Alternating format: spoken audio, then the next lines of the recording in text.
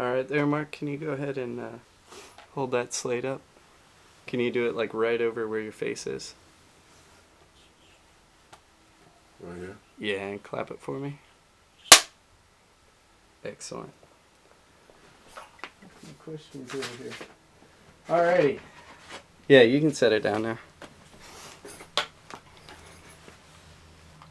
Alrighty. So can you go ahead and just say your first name, your first full name, and say what character you played in Samurai Cop? Hi everybody, my name is Mark Frazer, and I was Frank Washington in Samurai Cop. Alright. And how did you land the role of Frank? How I landed the role is a very interesting story. At the time I was relatively new to California. I just came back from New York. I was a stage actor. Also I'd done a number of soaps in New York. At the time I had a manager, and he was getting me out pretty frequently. He sent my pictures out to a lot of people, everybody around town. So one day I got a call from, I think it was Amir, Sivan's secretary, saying that we like your picture, come on down, audition for this film. And I said, okay. So it happened, and I got down there. I was in Los Feliz, I believe, and I went to, it was like a house. And right then is when I started thinking things are a little bit odd here, because usually when I go to an audition, it's in an office or something like that, but this is at a house converted into an office. So I walk up there, and then I meet Amir, and we start talking and saying hello and exchanging pleasantries and all this kind of stuff. And he said, well, Mark, I'm going to do a film. And then he's looking me up and down and everything, and I can tell him like he's just checking me out. And so I said, well, what's it about? He said, it's an action film. And I said, where's the script? He said, well, I'll give it to you. So I said, am I going to read? This is after about 10, 15 minutes. He said, no, you don't have to read. You got the part. I said, you're Frank Washington. I said, oh, well, thank you. So then I took the script back, and then he called me later on. He says, yeah, we're shooting tomorrow. So that's how it started. It was just like that. Oh, man. Can you do me a favor and just, the mic's kind of curling in. Just pull the actual mic down a little bit. Yeah. Not the whole mic, where it's, like that. There you go. It's kind of rubbing on your shirt there. All right, thank you. All right, was this your first acting gig, or? Oh, no, I'd been acting at that time probably about, maybe 8 years, 10 years. Because I did a lot of stuff in New York. I had a major role on a soap. I've acted with Morgan Freeman. In fact, Morgan Freeman was on soap operas at that time. I'd done practically about 50 commercials at that time, bit parts in other soaps, and a lot of theater. I did a lot of theater, and some really reputable theater down like on Henry Street. It's a black theater. I think Denzel Washington's worked there. Samuel Jackson is a very prominent theater. And so, I did a lot of stuff in New York before I came to California. Right on. Now, what were your first impressions reading the script? Well, the main thing that I liked about the script is that, also what Amir told me is I was going to be all the way through it. So, and that was the first time I'd ever been in a film where I'm all the way through the film. Because other stuff I've done, I've had a few lines here, a few lines there, but from the beginning to the end, and I don't get killed. So, I liked it. It was odd. It was something that was different. And like again, I didn't know who Amir was. I didn't know anything about him. I just said, okay, well, I'll try it. Let's see what happens. So, Right on. that's it. Now, how was it working with Amir? I've told the story before. Some days it was heaven, and some days it was hell. Like, he a lot of times I thought he was just winging it. And if some of the fans, if you've heard the first one, some of the dialogue was just really odd, but that's what he wanted us to say, so we said it. I really enjoyed working with Matt. I enjoyed working with other members of the cast. Also, like when we weren't shooting some of the extras, because there would be a lot of different people coming in and out. I had a great time just talking with them, and a lot of very interesting people. So that was really cool. Now, did you do your own stunts in the movie? Yeah, we did. We did our own stunts, and I was a much younger man at that time. I don't think I'm going to be doing that stuff this this time around, because we did some crazy stuff. Like, we were in a car and shooting, and glass was just going everywhere, and I really didn't have any fear except for one scene where the guy, he's being burnt up and everything, and we had to go put him out, put the fire out, and the flames were right in front of our faces and everything. And I had a really weird feeling that day because this guy had never seen him before. He just shows up. Next thing you know, they're lathering him down and putting all this stuff on him, and then then they just light him. He's on fire. It was just really strange to me. So that was the only day I was really fearful. That day, I was fearful for him and for myself. Do you have any interesting stories from on set? Well, there's a lot of stuff. Some stuff I don't think I should say, but we had I guess like some of the things I think like after shooting, like when we had to go back, and Matt had to put on the wig and stuff like that. It was just so odd, and how Amir, I guess he somewhat took advantage because. We did what we were supposed to do, and then he called us up. I think he called Matt, and Matt called me, and he said he just needed a few shots. And at that time, I usually don't have a mustache. In fact, I'm growing a mustache now to get back into the Frank character. And so I had little squiggly stuff. So then I had to put on like a fake mustache.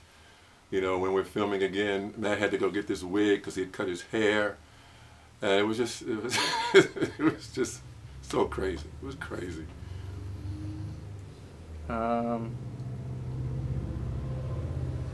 So tell me how the sets were day to day. Was it just like Amir would call you guys and you guys would show up, or? Yeah, we would know some of the time. We'd find out the day before. Then if things changed, he would let us know. And also at the time, because I'm a New Yorker, I'm not a really great driver. I know in Samurai Cop 2 I got to do some driving, so we'll see how that works out, because I'm a native New Yorker, and I really don't care to drive, but that's the situation. And also Matt didn't live far from me. We lived in West LA, so he would pick me up, and then we'd go and drive on to the different sets, and we were like all over the place.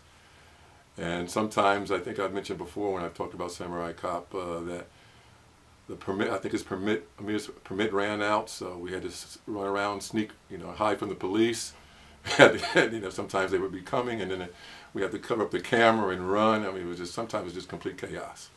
Sometimes. Now, do you relate to your character Frank at all? Or?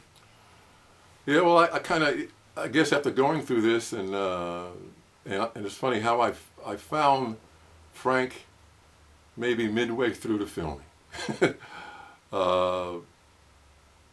Obviously, in acting class they always say you really have to like your character, even if you're playing a villain. You like your character because that's positive. You don't really, even villains don't think they're villains. They think they're doing something right. So you find an affinity, so you can make it something positive and something that people want to watch. So yeah, eventually I fell in love with Frank because I think Frank's a really great guy. He's a law and order type of guy. He's a hard worker.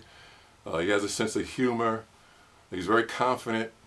He borders on being cocky sometimes because he knows he's in the right. He's a decent guy, and he's a good person. He's a good human being. That's what I like about Frank. Right on. How much of the script was ad lib and how much was actually written? Well, I guess maybe 70-30, because you can see you can listen to some of the dialogue. A lot of Americans, we don't speak this way. so and I think that's what lends to the charm of it somewhat. And then myself and Matt, we really hit it off, and so we would ad lib our stuff. We would just get into it, and we became these characters. And so a lot of times we'd just be joking around, and like the hand slapping and right on and the black and white gestures, black right on and all kinds of stuff. We just we made all that stuff up. Right on. Can you do me a favor and just say that, it was 70-30 as far as, what was actually written and what you guys ad-libbed? Can you say it in that way? Just so, when they're editing it, instead of you answering my question, they have... Well, I don't understand what you mean. What do you mean? Because the way you stated it, you kind of answered my question instead of, kind of restating the question a little bit. So what do you want? You want me to actually say what the dialogue was versus what we said with ad lib? That's hard to remember. I don't know. Like I don't remember a lot of the dialogue. Is that when Frank was playing the cop, everything was like well, people come up, yes sir, and then I'd say, well, we're going to do this, we're going to do that, lower my voice, anything. He's just really, really on the case. And then when we're fooling around, Frank's got the great grin and what's happening, what's going on, and stuff like that. So I don't, that was 25 years ago, so I don't really remember the dialogue. Right. In fact, I probably purposely forgot it. All right. So, there's a lot of rumors going around that you were the guy. You did the voice for the guy in the cutting room. Do you have a comment on that? I don't remember doing that. I don't remember. I've watched the film a number of times, and it sounds like me, but I don't remember doing it. I don't remember doing any voiceovers. But they say it's me. Sounds like me. So maybe I just blotted it out. I don't know. I don't know. So it will still remain a rumor. All right. Tell me a little bit about the horny nurse scene. The horny nurse scene. That scene was just, the dialogue was just so bad. It was just, it's like Amir he just wanted to throw some sex into it, and then again, obviously with my reactions and everything, which they become like, they went viral, that's what people told me, with this face that I made. And basically I was just reacting to the dialogue. And at that time, this is another time when we were ad-libbing, because it was just so funny, it was just so odd. Matt was doing his thing, I was doing my thing, I was listening and I was reacting, and the girl was, she was into it, she was funny. There was rumors that, I don't know if I should say that, but I don't know, I'm not going to, sometimes talk about rumors with Matt and her, but then again, I don't know for sure, so I'm not going to say anything. I just did, but I wasn't there, so I don't know.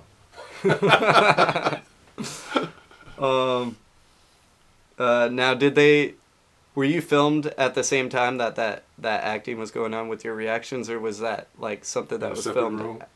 What I remember is that I think some of it was and some of it wasn't.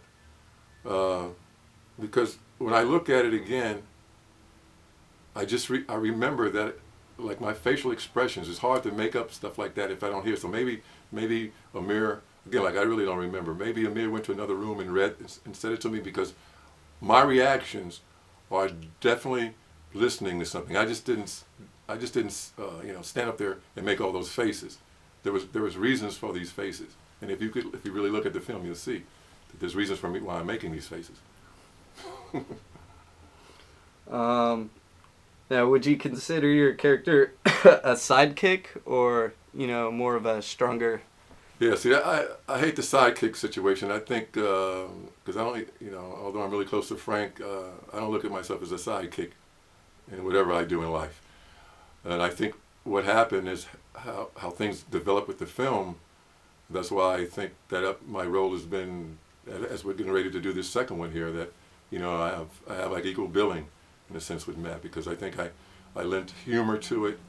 I asked people why did they like Frank so much, and what they told me that they liked the different levels of Frank, and that's what I would like to do in the second one,